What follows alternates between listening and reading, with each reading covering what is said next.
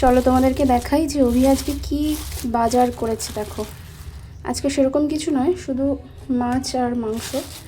তো এটা হলো ভেটকি।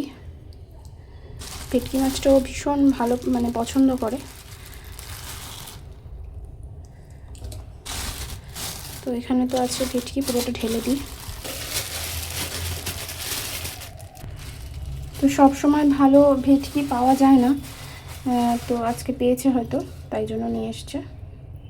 বাজারে গিয়ে আমাকে ফোন করেছিল যে ভেটকি বা পাবদা কী নেব, তো আমি বললাম ভেটকি নিতে, যেহেতু পছন্দ করে। তো চলো এটাকে একটু ধুয়ে নিই। আর এটার মধ্যে কী আছে দেখাই। অনেক দিন পর আজ ইচ্ছে হলো একটু বিরিয়ানি বানাবো, তো এখানে দেখো রয়েছে মাটন। তো এই দুটোকে এখন ধোয়া হবে। বাকি রান্নাটা চেষ্টা করবো তোমাদের সঙ্গে শেয়ার করার। তো চলো এগুলোকে পরিষ্কার করে নিই।